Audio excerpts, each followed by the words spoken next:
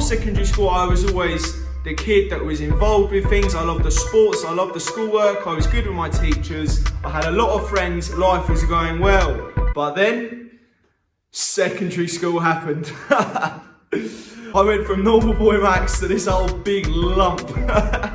I was never bullied as such, but I was always kind of teased and picked on here and there. It didn't really offend me, I was quite thick-skinned. I think you're not really human if it doesn't affect you somewhat. But in today's video, I'm going to show you how I went from this old sack of shit to the boy you know today. But just before we get into things, if you're trying to get on this fitness journey, if you're trying to make a change to your life, make sure you're doing it for the right reasons. If you're doing it like I was to get girls, you're gonna get nowhere. Trust me, I promise you from experience, from my own personal experiences that I've had, girls do not give a toss if you got a six-pack or not.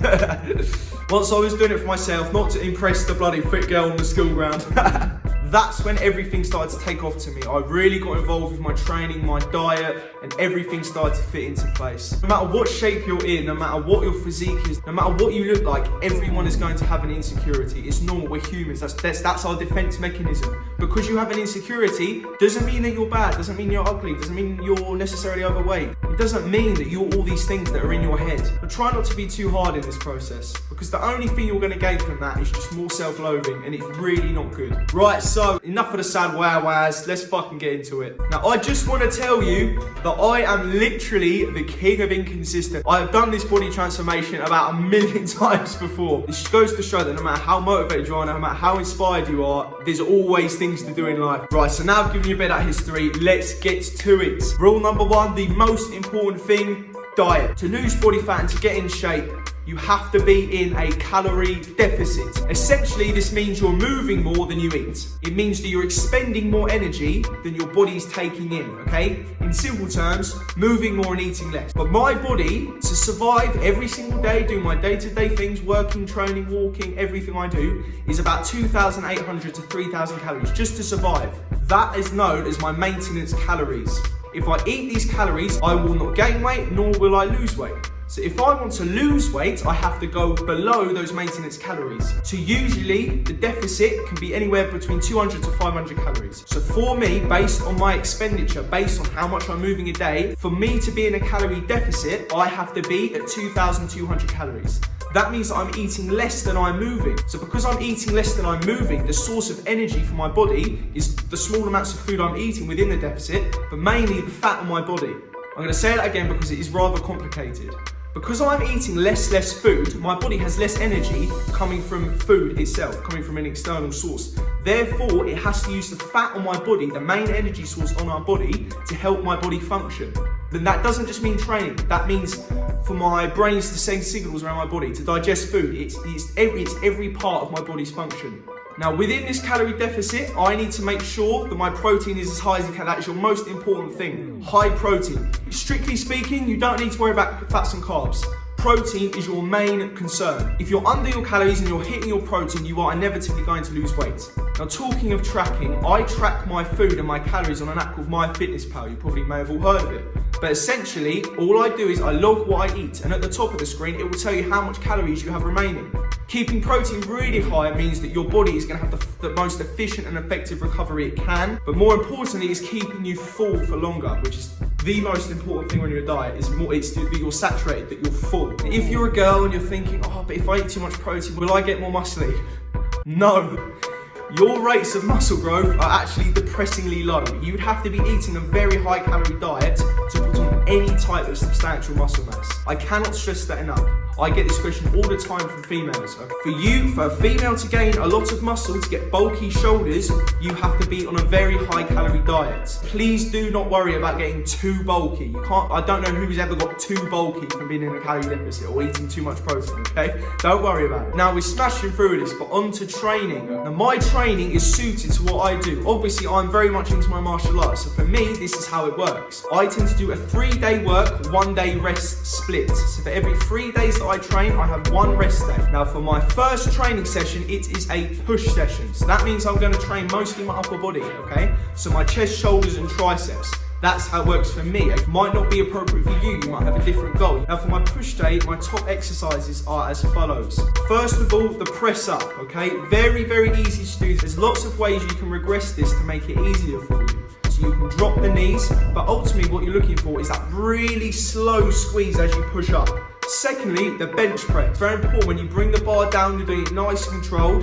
You push up nice and slow, you get a really nice squeeze in your chest and your shoulders. Very, very important. And my third favourite for a push workout is the tricep dip. Now for me, this is my favourite because I can really get a good burn, a good pump within my tricep. And it's very easy to adapt that to add weight which suits you. The second day is my pull day. That means I'm training my back and my biceps.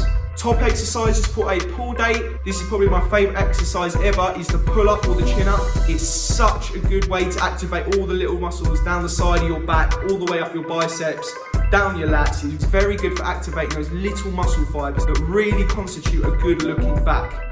Alright boys and girls, I just want to say that the exercise I'm referring to here is a bent over row, but for some reason the clip didn't include in this part of the video, so here you go. As we're in lockdown, I'm using a kettlebell, but usually I'd use a dumbbell. Now it's about pulling that weight up, shoulders back, elbows in, and slowly lowering it back down. Now to develop your biceps on a pull day, biceps are very easy to train. They can get a bit boring because there's not many movements you can do. You've got your hammer curls, your standard bicep curls, you name it. There's a lot of variations you can do. And you'll find that training these rows and training these pull-ups will develop your biceps as well, because it's all in that pulling motion. Now the third day is my leg day or my squat day. Now if you're into the more bro sciencey terms, it's a push-pull squat split. This may differ for me. If on a leg day I decide to do something that's more related to my combat sports, then I'll probably do some pad work, okay, or some bag work on Bob. Or I'll do some explosive, or I'll do shadow boxing with some light dumbbells, I'll do my explosive, I'll do some shuttle runs or sprints. Again, I'm not saying this is what's going to work for you. Now the principle I'm giving you is the key. If you can follow this principle, you're going to achieve your goal in no time. For legs, classic, it's the squats. Now you want to make sure you can do at least 10 to 20 squats without any weight before you whip that bar on your back or you start adding more weight to the squat. Because if you do this and you don't get the right technique, you're really going to damage your knees, your ankles, your hips, and it's not going to be good.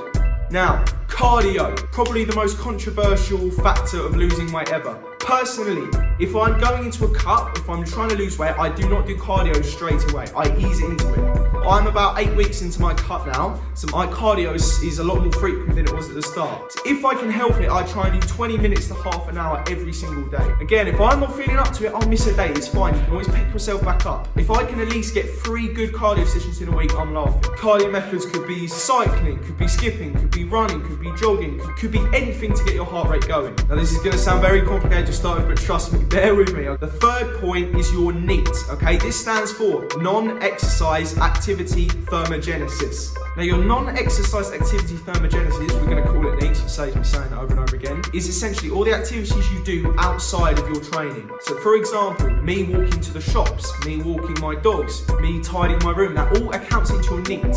Okay, it's non-exercise. It's just the stuff you do every day. Now you're wondering, what in the shit has this got to do with anything? Your gym training counts for 20% of your day's activity, okay? That's 20%.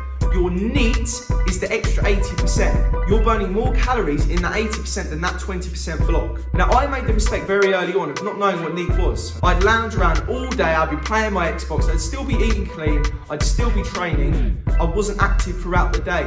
Okay? So all I was doing is going to the gym for an hour and a half, and I wasn't seeing the most amount of progress I could have been. I was seeing some progress, but not the maximum I wanted to. So now what myself and a lot of other people trying to lose their weight, they'll keep their NEAT high by trying to get a minimum of 8,000 to 10,000 steps every single day. It sounds a lot. Trust me, it is nothing.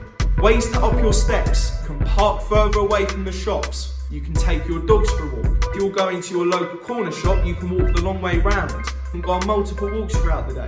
Now these are just some small changes you can make to your life that make such a difference. I wish I knew this beforehand. You can keep that 80% in check.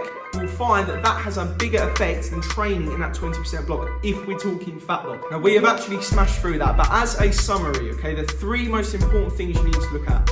Your diet, okay, your calorie deficit. Honest to God, I cannot stress the importance of that calorie deficit. Moving more than you're eating, expending more energy than you're taking in. It is the most important factor that you need to take in, your calorie deficit. Number 2, your training. It's about shocking your body into not knowing what's coming next. Last but not least is your NEAT. Keep your non-exercise activity thermogenesis as high as you can. Just as a finisher, I really want to stress motivation, okay, and being too hard on yourself. Being too hard on yourself for not sticking to this diet and not training as hard as you can is something you need to try and get over. Again, this is something I'm trying to work on. I feel a lot of the time, if I'm going a tiny bit over my calories, I honestly lose it. It's such an important thing to maintain control, not let it eat you up inside. It's something I've been battling with for so long. Even on Christmas Day, on my birthday, I find it so hard to just sack off everything for one day and just enjoy my food, enjoy my life. It's something I really want you all to gain control over. Please don't worry, if you're over your calories by 100 or whatever every day, just don't stress, pick it up back tomorrow. One day out of 365 will not make any difference, literally no difference. It's such an important thing to gain control of this early on because it will eat you up, and your relationship with diet and training can become really, really toxic. And I know myself because it's not as bad as it once was, but I know how it feels. It's horrible, it's not nice. Now the thing with dieting and the thing with training is that life can happen, okay? Like I said at the start, there's people to see, there's places to go, there's things to do, there's foods to try, and it's these things that stop you having this perfect training regime. But it's so important that we enjoy life, but it is too short to be worrying about training all the time, worrying about diet all the time. So please, if there's just one thing I want you to take away from this video, do not let it consume your life. If at the end of the day you can say, yes, I hit my steps for today, I hit my protein goal, I hit my training goals, then that's a successful day. On the other day, if you have some Haribos, don't stress about it. It's completely fine. It does not matter in the slightest. So just stay consistent with it.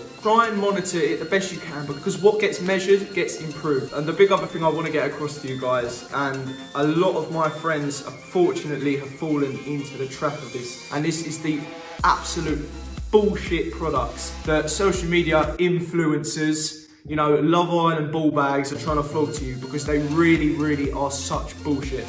It was the other day I saw Chloe Ferry trying to flog her Herbalife products and how that helped her lose all her weight. And it's just like, it's just so toxic that these social influencers are targeting insecure young people and trying to get money out of their insecurities. Anyway, yeah, I've kind of rambled on a bit at the end there, but I really hope that this has been somewhat helpful. But on that note, guys, thank you for watching. Like, subscribe, share, and all that good stuff. Stay motivated, stay consistent, and I'll catch you later in a bit.